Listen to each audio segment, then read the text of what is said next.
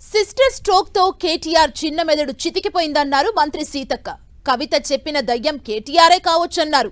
మోదీ మెప్పు కోసమే ఈడీ గురించి కేటీఆర్ మాట్లాడుతున్నారన్నారు. కేవలం రాజకీయ కుట్రతోనే కాంగ్రెస్ నేతలపై కేసులు పెడుతున్నారని ఆరోపణలు చేశారు మంత్రి సీతక్క. నీతి నిజాయితీ ఉంటే కాళేశ్వరం కూలేశ్వరం ఎందుకైందో కేటీఆర్ చెప్పాలని డిమాండ్ చేశారు సీతక్క.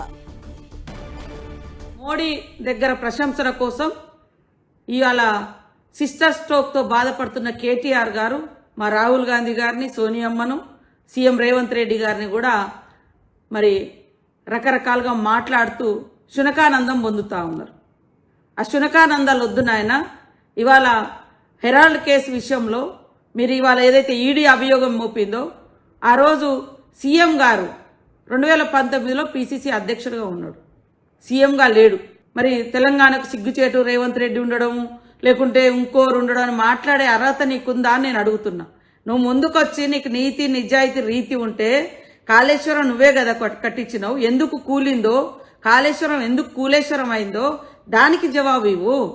ఇంకా సిస్టర్ స్ట్రోక్ లాంటి స్ట్రోకులు చాలా ఎదుర్కొంటావు. ఇలాంటి తప్పుడు ప్రచారాలు చేస్తే ప్రజలు తాట తీస్తారు. కాబట్టి తప్పుడు ప్రచారాలు మానుకొని వాస్తవాల మీద నిలబడి ఒక నిర్మాణాత్మకమైనటువంటి ప్రతిపక్షంగా నువ్వు కొనసాగు, అప్పుడు బాగుంటుంది.